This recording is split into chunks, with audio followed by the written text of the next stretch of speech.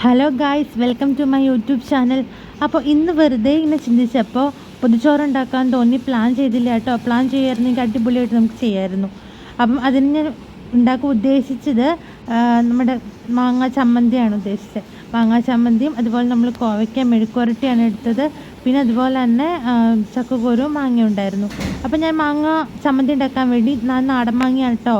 മാങ്ങ നന്നായിട്ട് കഴുകി വൃത്തിയാക്കി അരിഞ്ഞിട്ട് അതിനകത്ത് കുറച്ച് തേങ്ങ ചിരണ്ടിയതും പച്ചമുളകും ചെറിയുള്ളിയും ഇത്തിരി ഉപ്പും കൂടെ ഇട്ടിട്ട് നന്നായിട്ട് മിക്സിയിലിട്ട് അടിച്ചിട്ടുണ്ട്. അപ്പം നമ്മുടെ ഈ മാങ്ങ ചമ്മന്തി ഈ രീതിയിലിരിക്കണേ. കുറച്ചുകൂടെ വെള്ളം ഞാൻ ഒഴിച്ചിട്ട് പിന്നെ അരച്ചു കേട്ടോ. അപ്പോൾ ഇതേപോലെ നല്ല ലൂസായിട്ട് കിട്ടിയിട്ടുണ്ട്. നല്ല ടേസ്റ്റ് ഉണ്ട്. കാന്താരമുളക് ഉണ്ടെങ്കിൽ അടിപൊളിയായിരിക്കും കേട്ടോ ഗൈസ്. അപ്പം പിന്നെ നമ്മൾ കോവയ്ക്ക മെഴുക്കുവരട്ടിയാണ്. നമ്മുടെ കോവയ്ക്ക മെഴുക്കുവരട്ടി ഏകദേശം നമ്മുടെ ചിഞ്ചുടി തിളച്ച് നിന്നിട്ടുണ്ട്. അപ്പം ഞാൻ തോരൻ പോലെയാണ് ഉണ്ടാക്കിയത്.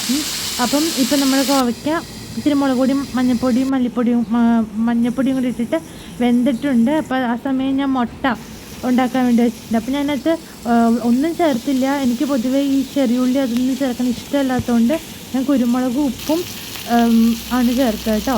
അതേപോലെ തന്നെ വറ്റൽമുളകും കൂടി ഇട്ടിട്ടാണ് ഞാൻ ഉണ്ടാക്കിയത്. ഇത് നമ്മുടെ കോവയ്ക്ക മെഴുക്കുവരട്ടി റെഡി ആയിട്ടുണ്ട്. അപ്പോൾ ഇത് നമ്മുടെ വേറൊരു പാത്രത്തിൽ നമ്മൾ എണ്ണ ഒഴിച്ചിട്ടുണ്ട്. നമുക്ക് മുട്ട പൊരിക്കാനാണ്. അപ്പം ഈ കാണുന്നത് നമ്മുടെ കുരു മാങ്ങയാണ്.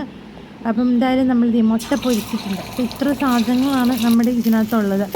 അപ്പം ശരിക്കും നമ്മൾ പ്രീ പ്ലാൻ ചെയ്തുകൊണ്ടിരിക്കുമായിരുന്നെങ്കിൽ നേരത്തെ വിചാരിക്കുമായിരുന്നെങ്കിൽ മീൻ വർക്കൊക്കെ ചെയ്യാമായിരുന്നു. അപ്പോൾ ഈ സമയം പാല് തിളച്ച് വരുന്നുണ്ട്. എന്തായാലും പാല് തിളച്ചിട്ടുണ്ട് ചായ കുടിക്കാൻ. ഇപ്പോൾ സമയം ഏകദേശം രാവിലെ ഒരു 8 മണിയായിട്ടോ.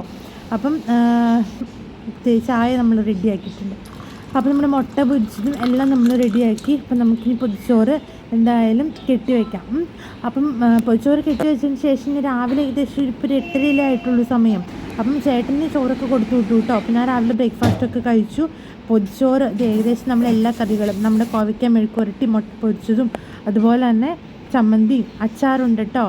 അച്ചാറും അതേപോലെ തന്നെ നമ്മൾ കറി ഒഴിച്ചിട്ട് അടച്ചു വെച്ചിട്ടുണ്ട്. അപ്പം ജസ്റ്റ് ഒന്ന് വാഴയിലയുടെ ആ ഒരു എസൻസ് കിട്ടാൻ വേണ്ടിയിട്ട് ഞാൻ ഒരു പാത്രത്തിൽ വെച്ച് ജസ്റ്റ് ഈ വാഴ, അതായത് ഈ വാഴയിൽ കെട്ടിയതിന് ശേഷം ഞാൻ പാത്രത്തിൽ വെച്ചൊന്ന് അപ്പുറം ഇപ്പുറം തിരിച്ചൊന്ന് ചൂടാക്കി. ഇതിന് ശേഷം ഒരു 2 മണിക്കൂർ കഴിഞ്ഞതിന് ശേഷമായിട്ടോ ഞാൻ തുറന്നത്. എന്നാലും നമ്മൾ ഉച്ചയായി തുറന്നു. അടിപൊളിക്കിടിലം. അപ്പോൾ ഓക്കെ, ബൈ.